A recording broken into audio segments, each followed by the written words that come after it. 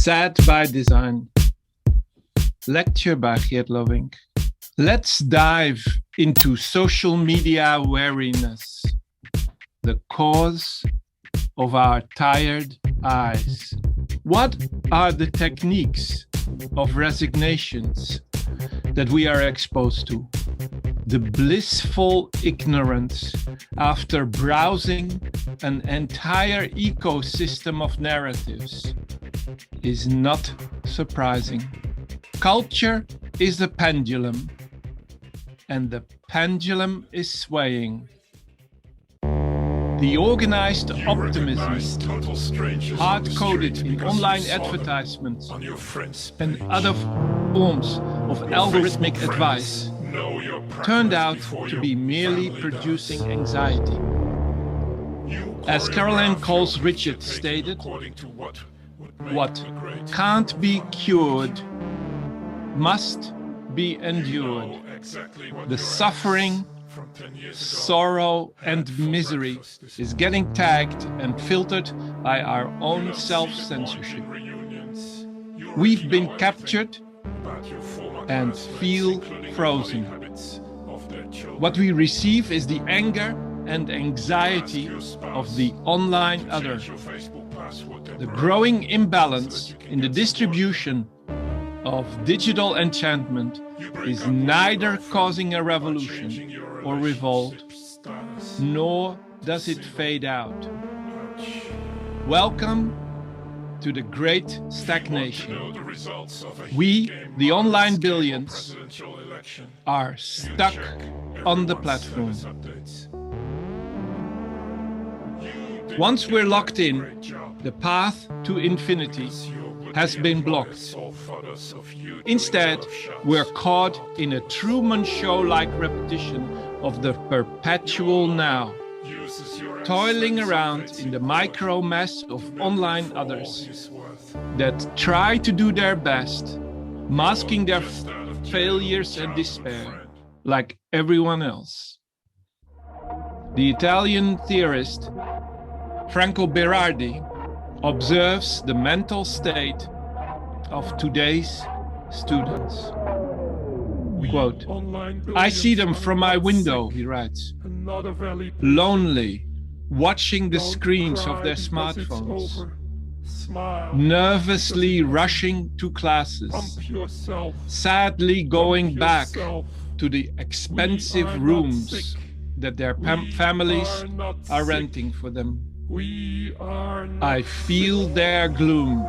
I feel their aggressiveness latent in their depression.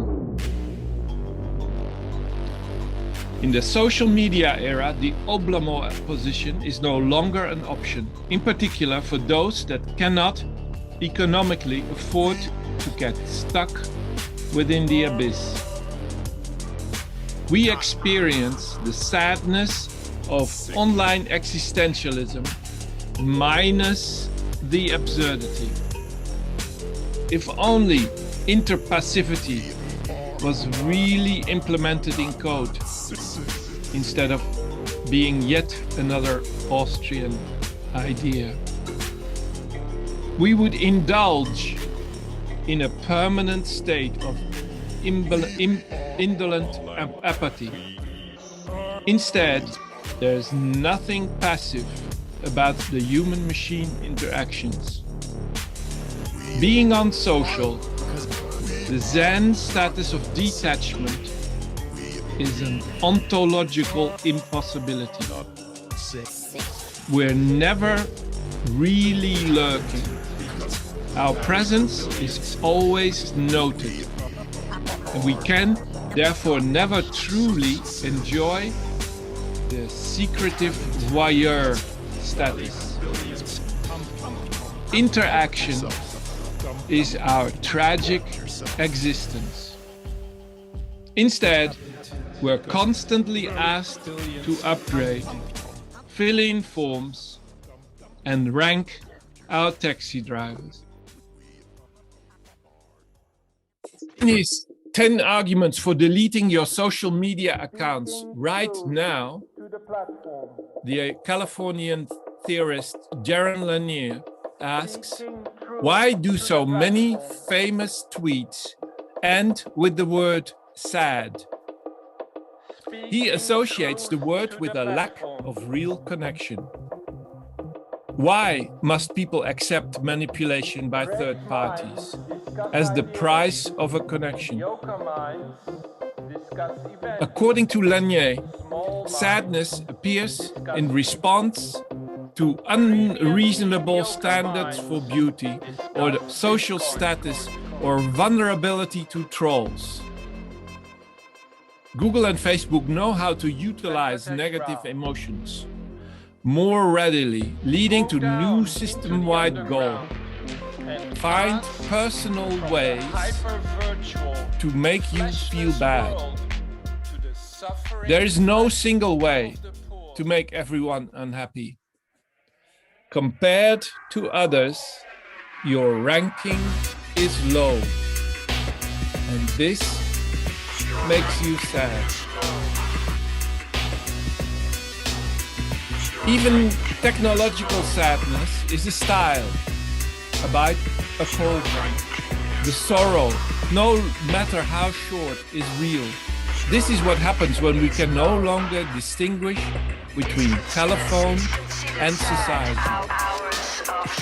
If we can't freely change our profile and feel too weak to delete the app, we're condemned to feverishly check for updates during the brief in-between moments of our busy lives. In a split second, the real-time machine has teleported us out of our current situation and onto another playing field filled with mini reports we quickly have to investigate. Omnipresent social media places a claim on our elapsed time, our fractured lives. We're all sad in our very own way, as there are no lulls or quiet moments anymore. The result is fatigue, depletion, and a loss of energy. We're becoming obsessed with waiting. How long have you been forgotten by your loved ones? Time, meticulously measured on every app, tells us right to our face. Chronos hurts. Should I post something to attract attention and show that I'm still there? Nobody likes me anymore. As the random messages keep relentlessly piling in, there's no way to hold them. Take a moment and think it all through. Delacroix once noticed that every day which is not noted is like a day that does not exist. Diary writing used to fulfill that task. Elements of early blog culture tried to update the diary form for the online realm, but that moment has now passed. Unlike the blog entries of the Web 2.0 era, social media have surpassed the summary state of the diary in a desperate attempt to keep up with the real-time regime. Instagram stories, for example, bring back the nostalgia of an unfolding chain of events and then disappear. At the end of the day, like a revenge lap, a satire of ancient sentiments gone by. Storage will make the pain permanent. Better forget about it and move on. In the online context, sadness appears as a short moment of indecisiveness, a flash that opens up the possibility of a reflection. The frequently used sad label is a vehicle, a strange attractor to enter liquid mass called social media. Sadness is a container. Each and every situation can potentially be qualified as sad. Through this mild form of suffering, we enter the blues of being in the world. When something is sad, things around it become gray. You trust the machine because you feel you're in control of it. You want to go from zero to hero, but then your propped up ego implodes and the failure of self-esteem becomes apparent again. The price of self-control in an age of instant gratification is high. We no longer revolt against the restless zombie inside us, but we don't know how. We really want to. Our psychic armor is thin and eroded from within, open to behavioral modifications. Sadness arises at the point when we're exhausted by the online world. After yet another app session in which we failed to make a date, purchased a ticket, and did a quick round of videos, the post-dopamine mood hits us hard. The sheer busyness and self-importance of the world makes you feel joyless.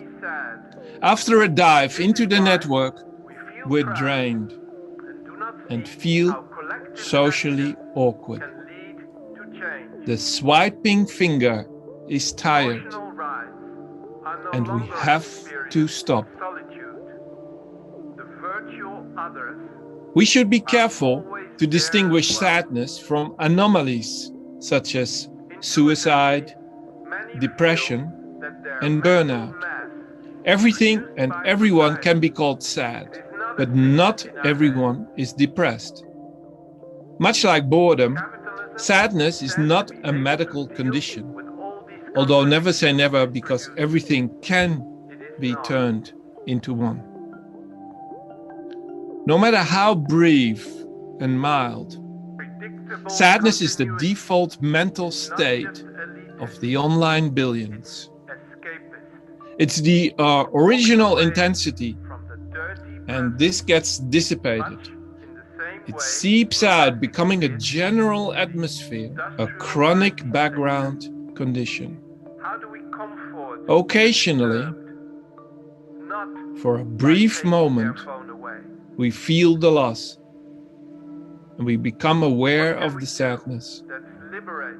A seething rage emerges.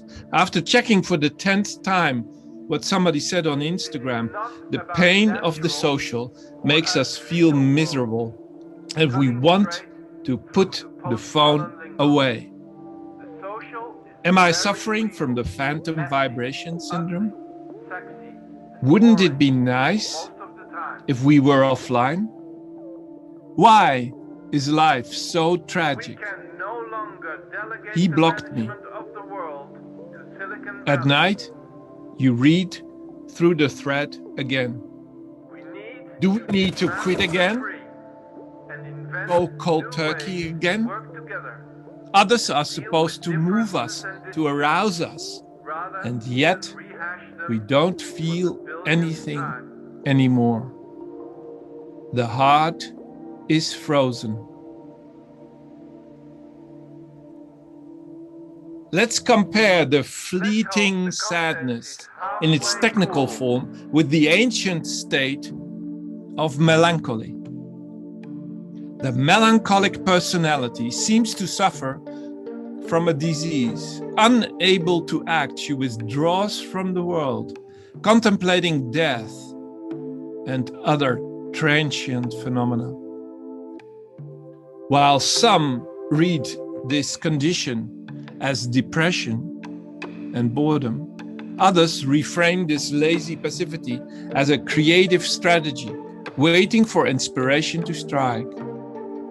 Instead of a fascinating derive into the vast arsenal of literary sources, I propose here a digital hermeneutics that shortcuts philology with the eternal presence of the digital that surrounds us. Melancholy, often described